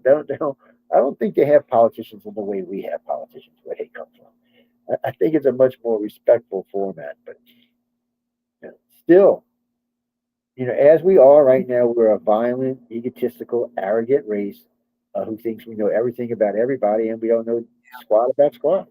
We have to grow. And today, if you mention uniting the planet, people get crazy. Muslims want to start killing the Christians. Christians want to start killing these ones. Everybody wants to start blowing each other up. Let's use some nukes. It's a simple concept. I don't You know if know, ET really wants to help the human race, why don't they just come and do it? Like, do they because have for an the same reason we never went down to South America or Africa and just took over everything. Because if you're not ready, it's not going to work. So right now on this planet, unfortunately, about 70% of the world does not think extraterrestrials are real. I mean, let me rephrase that. They don't think aliens are coming to this planet. It's not that they don't think there may be life out there. A lot of people, about 70%, think there are, Yeah, but many people think they're coming here, or even have any interest in coming here. So it makes it hard. And then you're still going to have 50% of the people who are going to receive it almost as a new religion. And then you have 50% that are going to think they're here for nefarious things. yeah, So you have to be in you have to be evolved enough that when we meet them, we're like, oh, okay, well, we know that they're not blowing us up. It looks like they're here to help. Everything seems to be good. And we can say, but I mean, we can't even get past racist stuff on our own. Shit, for that matter, sexist well, stuff. that's true. I mean, even the Pope said he would welcome them as, brothers and sisters, so Well, the original, when was this? So when I talked to Father Maltucci, it was 2009 when I talked to him. So the Pope in 2009, along with all the bishops and cardinals, said the same thing, that yeah, there was no doubt that extraterrestrials were here. There was no doubt that they're alive, and there was no doubt that mm, spiritually they were more enlightened than Christians. Their words, not mine. Father Malducci, matter of fact, we recorded Father Malducci because Monsignor Malducci because the Monsignor didn't really speak English. I had to have P.O. Harris translate. So I mhm, recorded the conversation so I could have it translated later on for my own personal copy. And he was adamant about it. He talked about him being 7 or 8 foot tall, that they had visited the Vatican many, many times over mm, the centuries. yeah, That they had a unique interest in the way we worship God, but that they were spiritually, mentally, physically all much, much more advanced than us. The Monsignor said, the Pope said that they had a much closer connection to God because they actually understood what God was and we don't. We're not really understanding what the Creator truly is, I guess, or at least I can never. believe that. Well, I mean, there's so much we don't understand. We just throw it on the bucket with everything else we don't understand. It's a tough. Right. Yeah, yeah, But we have to make certain steps. If we truly don't want to end up as an extinct planet like so many others in the universe, there's things we're going to have to do. And we're going to have to start doing them soon because we're getting to the point now where it's starting to bubble to a head. So something's got to be done. And I would prefer it not to have to be World War III to reset everything. It may have to be. If America would have done what it was asked to do at the end of World War II, 80% of the world today would be united. But we didn't want to go nuke Russia and take over China. But if yeah. they had, Don't you think if we had first contact, that would force humanity and the ones that are more difficult to deal with, it would kind of force their hand to maybe you ever heard of change A? have what? You ever heard of AI, artificial intelligence? No one's going to Of believe it. That's an extraterrestrial. They're going to tell you it's AI. Matter of fact, even stuff we know now that is real, people are now saying are AI, even yeah. though we know they're real. And people are believing, oh, it was just AI. Well, AI has only been around a couple of years, but there's a lot of stuff getting pushed off on AI now that's 5, 10, Yeah. 15, 20 years old. So it's not going to be a difference for ET. The people who don't want to believe are just going to say it's AI until there's a multiple landing and ET is walking amongst us. Um, Yeah. you're going to just have the population just going to refuse to believe. And for some reason, certain religions, like the Muslim religion, really doesn't give all that much freedom for there to be extraterrestrials. Other religions do. Some Yeah, religions they're are based on it. yeah. Yeah. So, and since there's 1.34 billion Muslims, well, they're not Yeah. going to be ET shows I up. know, but I just wonder what it would be like if they just made a massive, and I'm not talking about like a government project scam. I'm talking about like a legit first contact. If that would really force the hand of these folks into believing and kind of, foster world peace, maybe. I think most people would say whatever country did it, it was a hoax on that country's part to Yeah, gain more. that's true This is too. unfortunately where we are right now. We live in a world that's wrapped up in a tight little ball, and everybody's kind of angry because nobody's Yeah, knowing who the next shoe is going to be that drops. And it would be nice if ET would come and just show themselves and say, okay, don't make any direct contact. Just let humans know, hey, look, there's something else. So it is exactly. part of the It is part of the desensitization program I was told about 40 years ago. I had a guy from NASA who told me that there was a desensitization program that the government had been working on since the early 30s. And it was to desensitize not just Americans, but the world to extraterrestrials. And then he Yeah. went through a list of stuff, and all of it's come to be. I mean, he talked about how it would increase in television and TV, and he'd be done on radio, how eventually it would be in every walk of our life in our food and car. And he's right. I mean, you get a Dorito bag with a gray Yeah, orange. exactly. Half Yeah. the blockbusters have extraterrestrials in them. I mean, in all shapes, sizes, and colors of ET. So yeah, we're being desensitized, and now we're talking about that we're finding life in atmospheres and other worlds, which suggests there could be life. NASA's telling you they're pretty sure they're going to find life on Europa and Mars, maybe Oh, on yeah. Venus and more. How So much desensitizing do we need? Like, it's going we on need a forever. lot. We need a lot. So the next part of this will be we'll find probably an amoeba or maybe a plant, maybe even a little animal. We'll find something along those lines on Mars. We're pretty sure that Yeah. we know there's something growing at the North Pole and South Pole of Mars. So we'll find it. So that shows us, okay, there's Yeah. life. We've recently found stuff on Mars that shows that there was life in the past.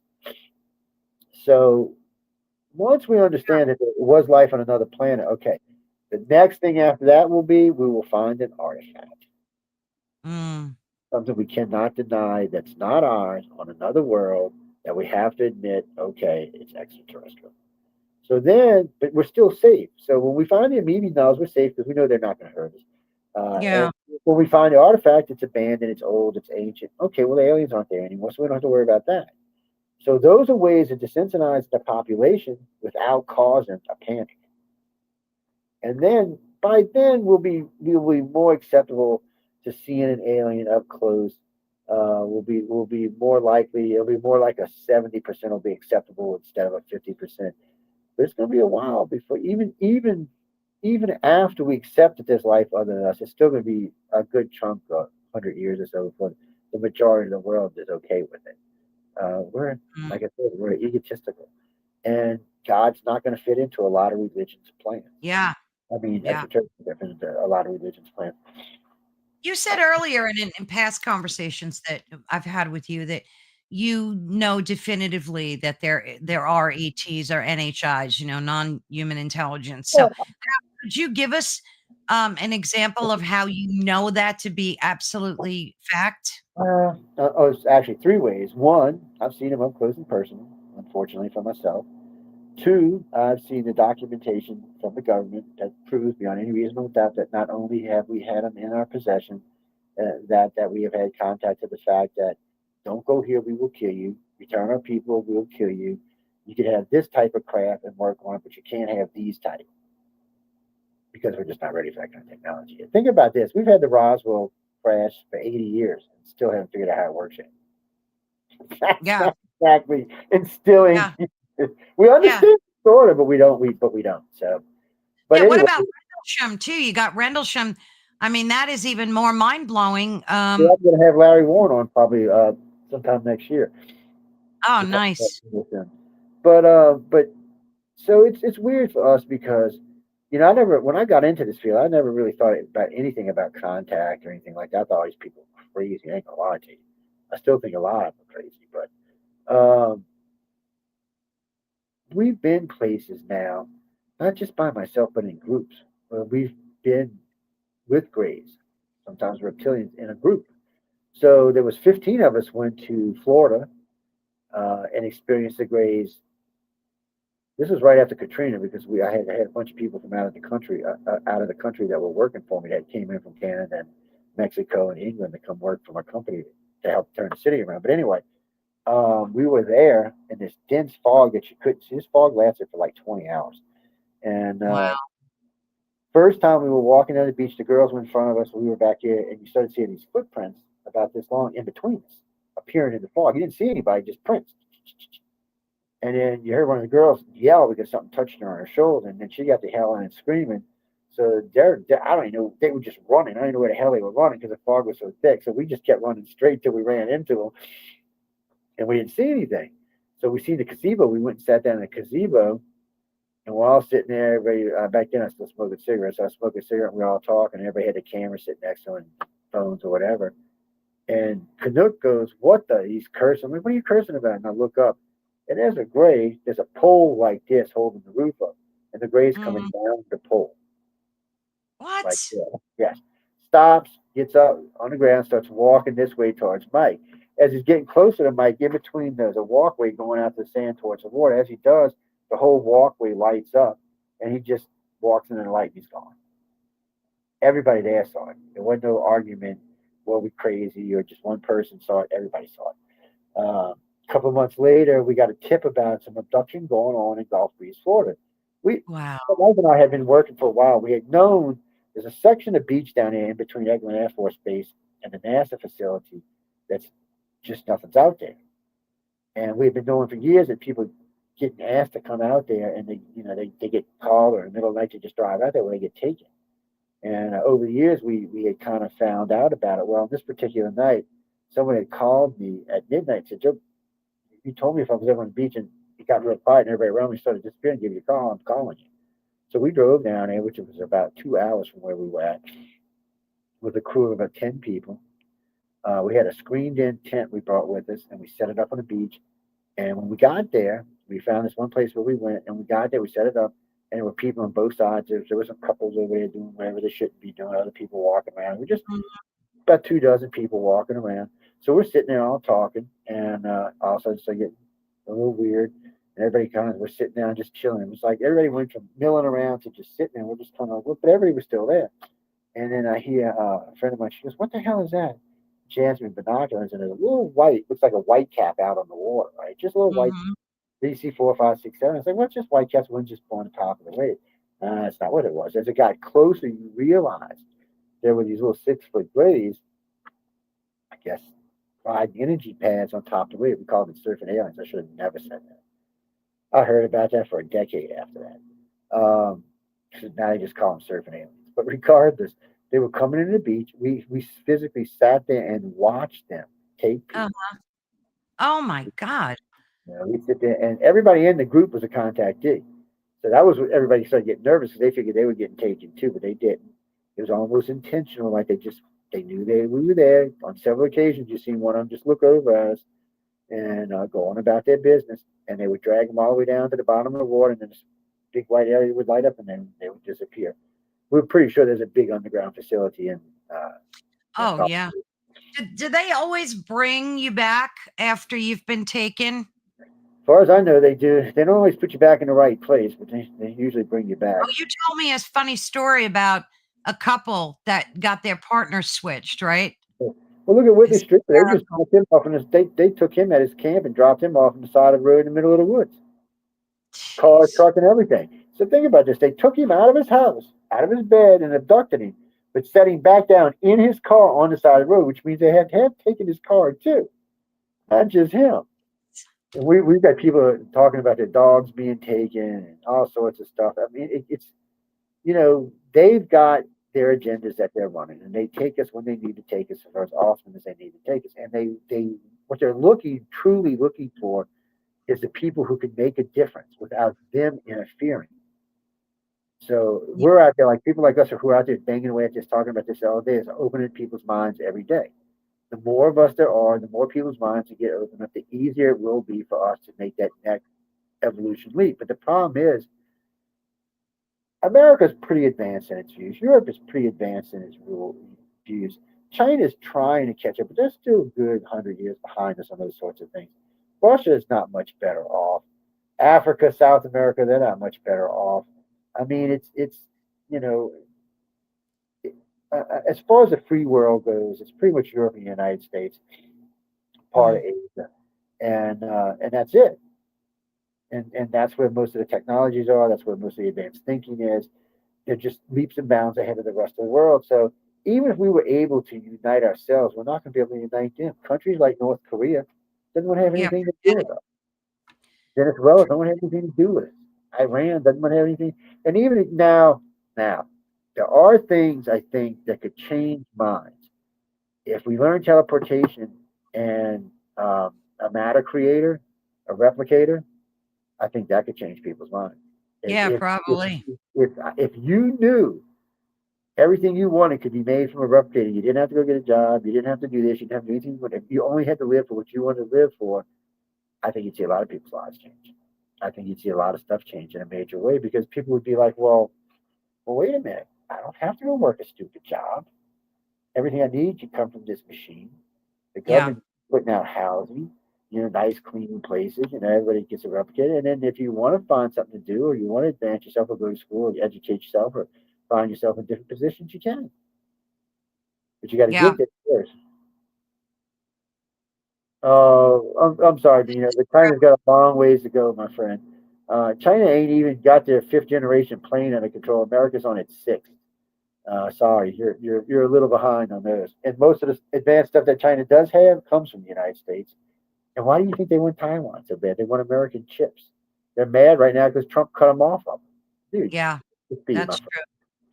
That's very I true. like China. I got a lot of friends in China, and we broadcast. We have a huge audience in China.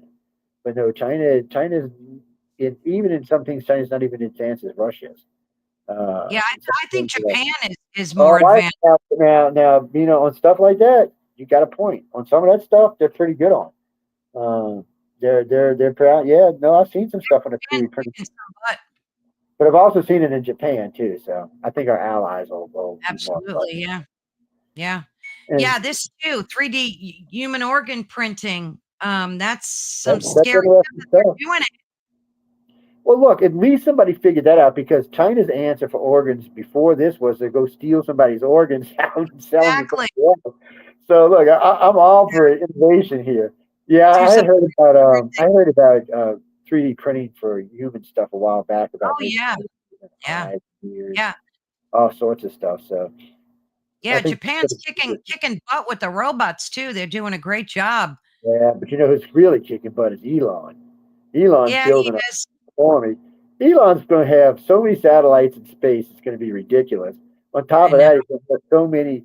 So his goal is within 20 years is to have 100 ships going back and forth to Mars and the moon. He's going to be putting robots on all of them so they can go build the colonies before the humans even get there, so there's no harm to the humans. And then Yeah. set up the workforce to be ready for the humans. He's already talking about sending Starlink to Mars, so when you get to Mars, you can communicate around the planet like you do here and have internet and stuff like that. Every company he owns is so he can go to Mars. Everything Oh he's yeah. doing, The his neural, boring everything, company, all of it. everything. He had a boring company so he can put Yep. underground or put in the mountains. Neuro chip is so you can Yeah, operate things he's no idiot. remotely. He's Frank. What is it? No, I don't trust Elon. I call Elon Drax, Frank. Yes. So I do that because one, Drax put a thing in space and went and put all of his people up there. Then he put satellites in space so he could kill everybody on Earth. So think of it this way: Elon moves him and his family to Mars. He's got how many other satellites full of radiation orbiting? He may have lasers on them, as far as we know. He Yeah. might decide that he wants to recolonize Earth and call it Muskville. What are y'all Yeah. going to do? Well, y'all going to die. That's what y'all going to do. Oh man, it's a scary thing, but he does. If you haven't ever seen the TV show Moonraker, it's a James Bond movie. Go watch it. He'll kind of creep you out a little. And then there's little X. He might be Drax. Little X, the one that was bossing our president around, the little kid that was Mhm. his tall. Yeah. Uh, he's he's going to be a demon child when he gets to be about 30. Uh, Yeah.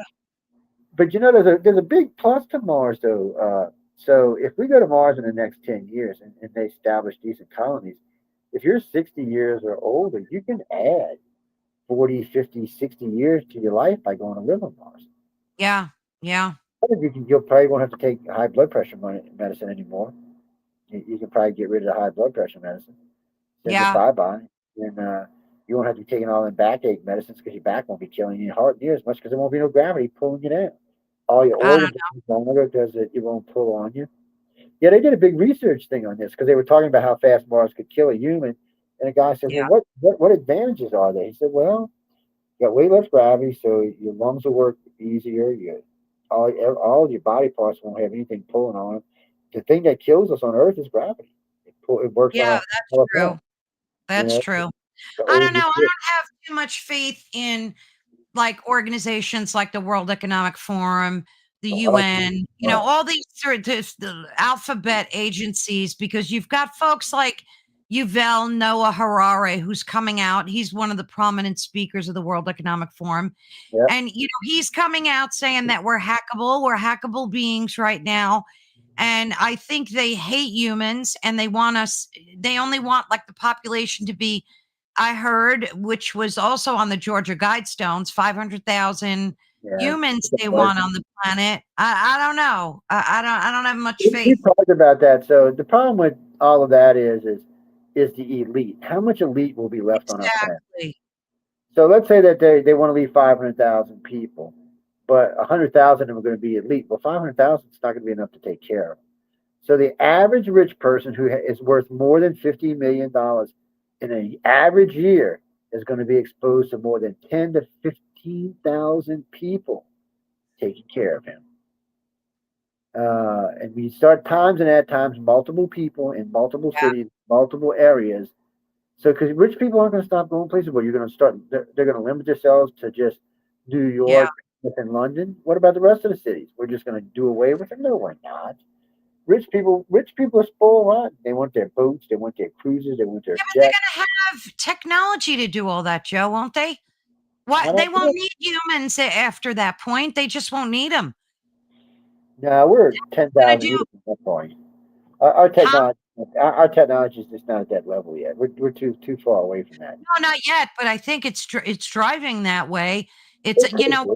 he called us like meat bags, like and he said I'm talking about Novel Harare, right? He said that the only thing that's left for humans is to keep them busy with video games and drugs. They're going to give us a stipend every month to live off of. Not us, but I mean future I know generations. that's not true because within 10 years we'll have within what is this 2025 2027 we'll already have a moon colony. By 2030 we'll have a decent sized moon colony. Not just us, so will China and Russia. We'll be on Mars by 2035. We're leaving this planet. We're not getting stuck here. Humans are exploring, especially Americans and Australians and Canadians. They're all Yeah, exploring first nature. world countries. You Yeah. know, so these are countries that we want to go explore. Screw you. You want to stay on Earth? That's your business. You want to stay here and get a siphon and live and look at, like in the TV series Expanse? That's your business. I'm going to go live on Mars or Venus, go live out at Proxima Centauri somewhere, hop on a spaceship. No, humans, that's not who we are. You can't try and keep humans down. That's why communism and socialism have never worked for thousands Never. of years because eventually humans get sick of it and they rebel. And like in China, yeah, China can do stuff, but China has 1.4 billion people. If they decide to rebel, China's screwed. Well, you Yeah. could kill them all, then you don't have a country I mean, left. that's not going to be for hundreds of years, though, right, Joe? I mean, we're not going to really We'll be be able on, to. no, we'll be on Mars. We'll have a population of 1 million on Mars before the turn of the next century. Easy. Probably more than that.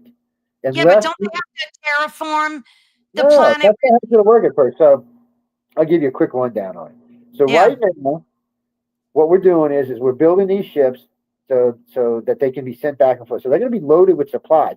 There's always going to be 50 ships with supplies and 50 ships with humans or robots headed back and forth. So originally, when we talked about this was going to be a one-way trip for humans. Now it's not. Now you can go to Mars and come back. And it's not going to take 2 years each direction. Right now, Elon says they can get you there in 5 months. With their new engines they're talking about, they might be able to get you there in 2 months. So it's two Jeez. months there, 2 months back. That's not even a big ocean trip. Yeah. And that's just a standard technology. That's not any advanced FTL technology, anything. Yeah. So here we're going back and forth. Now we're going to be landing ships there. All these ships are going to have robots and stuff on them. Some of those ships are going to be left there and used for temporary colonies, and robots are going to set up everything. Eventually, he'll start sending boring machines there on his thing. They'll start boring in the Olympus Mons Oh, and yeah. building a colony in there. And by 2040, he'll have 100,000 people living on Mars. And from that point, it will just grow and grow and grow. Because once we get inside, like if we go inside and find a bunch of cabins inside of Olympus Mons and we start blocking them off so we can pressurize them, that means we can have oxygen in there with pressure so we don't have to wear suits and we can move around freely. And But we I can. don't understand. What do you think the benefit is? Like, why leave a beautiful planet like Earth that has everything we need, the beauty of nature, everything that we need to go live on a dead planet that we have to terraform? Like, Well, where's because at the rate we're going, in 10 years there'll be 15 billion, in 50 years there'll be 60 billion. so it's about Yeah, population, you're saying? yeah, and we'll be a miserable planet. So Yeah, current think tanks that Earth can handle 25 billion people if you turn all of South America into farmland, and that you double the growth of plankton in the ocean because that's where most of our oxygen comes from. And if right. we do those two things, we can sustain 25 billion people on the planet. But now we're developing plants that can produce 8 times, 10 times the oxygen that can. So that's what we're sending to these colonies, and then we're going to, They, and they need eventually, yeah, they need to do birth control in these third world countries you because know. that's where the massive population growth is coming from. Well, so there's some weird stuff going on with that too. It's interesting you brought that up because China has just recently found themselves in a pickle. China I used to heard have that. restrictions on female births. We all know that in the day. They took them off, but they used to have restrictions. Yep, All of a sudden, they're finding themselves, well, let's just say a very small birthing group of I females. heard that. So they're expected to lose almost half their population over the next 50 to 75 years. That's outrageous. And China and India is not though. India somehow or another is just humping the bump over there, man. They're Yeah, crazy. terrible. I mean, they were, they used to be smaller than China. Yeah, Africa too. Yeah. It's got to be under control because that's where the majority of the overpopulation is coming from. These Well, countries. because down there you're having 3 births for every one death. Like in the United States, you have one death for every 1.5 births. So we're barely staying ahead of the curve. And they said for us, if we don't do something, we could find ourselves in the same spot. Because America used to be an average family was 4 or 5. Today, an average family is Yeah, it's not yeah. even. It's one. No, nobody is saying that, MacArthur. He's saying why have birth controls in black country? It's the third world country, Not about black countries. Not all third world countries are black. right? It's when you get into South America, there's a lot of third world white and we'll say beige countries. But the problem here is and maybe birth control is not the right way of going. I mean, the United States used to give billions of dollars. We gave the Middle East $50 million for condoms. We gave Africa $100 million in condoms. Yeah, Well, they're not going to use them. We can do birth control, but if they're not going to use them, they're not going to use it. And only a country can force. But I will tell you this secret: make birth control for men, and population will decrease on this planet. yeah, They've yeah, already showed in every country. Germany has birth control for men. They had to stop it. It almost caused irreparable damage to the because yeah. men are different. We view having children differently. Whereas Like you can't if a country, any country, it doesn't matter what color, if they can't support and feed their own people, they should be concerned about population. they That's should it. they should be concerned about population and how they can make things better for the population they do have. That, Exactly, that they have. but Exactly. when you have populations that are having those many children, it's hard. Yeah. And it's not just about feeding them. People have to have medical care. What's the use of letting a Exactly. child be born that's going to live for 5 years and die from starvation? Exactly. That's So see, it's a whole no package. one on this planet in 2025 should be without a place to live or without That's food. There's no effing need for it. correct. None. That is And the correct. fact that we have these conversations irks me because really and truly, we shouldn't be here. Honestly, when I was a kid, I honestly used to tell myself all the time when I was in the 70s and 80s that, by 2020, we'll be an enlightened world. Yeah, well, I was an Oh, idiot yeah, apparently. sure. Apparently, I was a big old idiot at that. Yeah. It's It's like clown world, Joe. It's like clown world. I'm telling you. it's crazy, and it's crazy. And a friend of mine the other day, because he knows I do politics on Friday night, and he's like, I don't know how you do it. he said, you got to listen to this crazy and that crazy. I said, yeah. I said, I can get away with it because I'm an equal opportunity hater. I hate on both sides. I said, right now, unfortunately, the Democrats are much easier to hate on. I Yeah. said, and I said, but that always changes. And just a couple months ago, or a couple of years ago, I was hating on Trump. I said, it's just a matter of what's going on. I said, but in the end, that's not what our problem is. Our problem is a human race itself. Yeah. We're too eager to follow and not pay attention to what we're following. I Exactly. understand by nature we're pack animals. I do understand that. A couple of little leaders and everybody else is like cows following ahead behind the bull. Yeah. I Yeah. understand that, but you know what, people, sometimes you have to stand up and say, okay, this is bullshit. And you can't just go around and stand up acting crazy and making outlandish statements. You need something that everyone can buy, not just part of everyone can buy. Well, you know what the problem is too, Joe? You've got the news, right? Which they're the propagators of and disseminators of all of this crap that's going on because they want us to hate each other and fight red against blue, white against black. This is what they do. They propagate this information and humans fall for it. You know, you watch the toxic news, you're on social media listening to all this toxic crap, and eventually it's like brainwashing. It's like a form of brainwashing. Yeah, well, it is a form of brainwashing. Yeah, And absolutely. when I tell people, people ask me what news you watch, I said, well, if you want to know the truth, I said, if you come into my house on my Roku television, I said, you'll notice that there's 12 news feeds.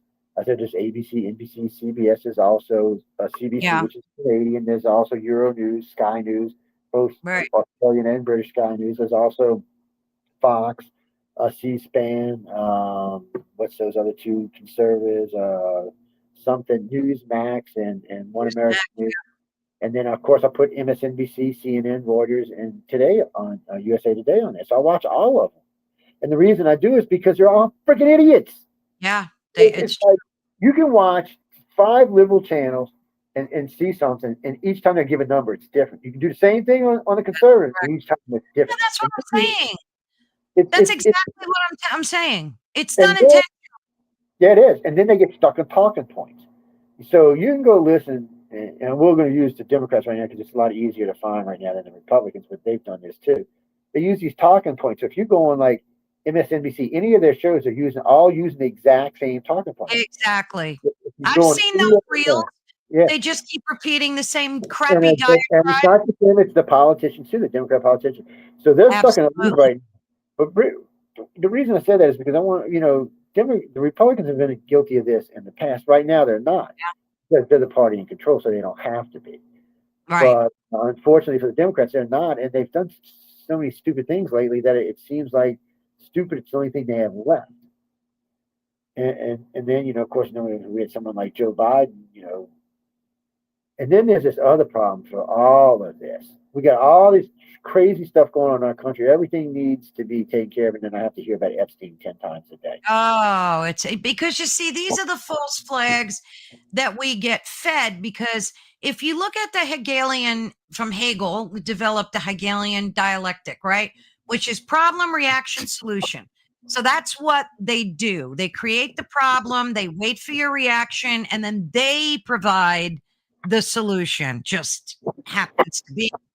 It's all, people need to wake up to this. And what's interesting, more and more people are saying they want, like, here, he just said, I don't care about race. I just want full UFO disclosure, MacArthur said. And a lot of people are saying that. They just want the truth from somewhere, Joe. They're Like, dude, tired of being lied to. all right, why is this thing stuck, man? Why is my ugly face stuck? Oh, it sometimes it Oh, freezes. There you yeah. Oh, that's because I was fiddling with it. Yeah, you're good. We've got a lot to overcome. I guess is the best way to Yeah, do it. As a planet, there's so many of these lying agendas in so many ways. All my conspiracy friends like to remind me of the Bilderbergs and the Masons and right. Stalinians, and they're going on and on with these lists and the Templars, and I'm like, what about them? Well, they're taking over the world. I said, no, they're not. They can't even stand each other. That what? Yeah. I said they would have to unite to take over the world. They hate each other. None of them have the same agendas. they're all working different things. They all want different things, and they all want to be worshipped. So you're not going to get one group to worship the other group because they think they're Yeah. better. So that's not going to happen. That's Yeah. just over with. Maybe at one time they were going to try, but the I only don't group know. that took over would have been the Templars way back when. But the Yeah. French saw that. They said, "Nah, we know what you're up to. Goodbye," and killed them all. So that was the end of that. They said, "Nah, we're not Yeah. going to let you get away with that. We know the king heard what you're up to, buddy. We're going to fix this problem right now." Yeah. Yeah. I don't know. I hope we get disclosure at some point, but we've got Well, like a minute. We've got like a minute left, oh, Joe. wait, real quick though, that's because I seen that Yeah. about the UFO disclosure thing. So Yeah. first off, only two-term presidents get disclosed, and not all of them. Unfortunately, they wouldn't tell Clinton. I don't know why. We know Ronald Reagan knew. We knew George Bush Sr. knew, but he was head of the CIA, and we're pretty sure George Bush Sr. told Baby Bush. Barack didn't know. Joe Biden didn't know. Quite a few presidents didn't know. Right. May know, they may have told him, but probably not. They probably won't tell him for another year. But remember this: I've given disclosure. I've given testimony to Congress twice now, behind closed doors, private testimony. Um, Nothing like anything y'all have heard on the floor because it's nothing like that. I was there for different reasons. Hmm. I was there for hardcore information. And the thing about it is they won't even that Trump won't even see that information probably from a year. They'll probably go through No, it. he said he had it, right? Didn't he say he No, had he it? doesn't have it. He can't even go to Area 51. Do you know that presidents aren't allowed at Area 51? Don't need to know. I For heard that. 28 That's years. crazy. Yeah, because they're Yeah. only in office for 8 years, so they don't have to let them in. They're not lifetime Yeah. servers. So, you could force your way, and I imagine if you really wanted to, you could call up Pete Hegseth and say, look, I want to go in Area 51. And I'm Yeah. sure Pete would arrange it. But as far as I know, there's ever only been one president that's ever visited, and he died a long, long, long time ago. So, Yeah. yeah, Who was that? Roosevelt? No. Who? you Yeah. can be in now. They'll let me in. Yeah. See anything, but they'll let me in. I don't have a choice. It's funny about clearances is you use your clearances to get it in a lot of places, but that don't mean they're going to show you anything. Right. Every, Exactly. yeah, what, man? Come on in. Oh, want to see the cafeteria? Like, don't they make good hamburgers here? Don't you? Out here at Area 50. Oh, Well, thank look you, at bud. this I'm gonna have look to. at this empty circle bay. Look how cute. Yeah, things like that. Right.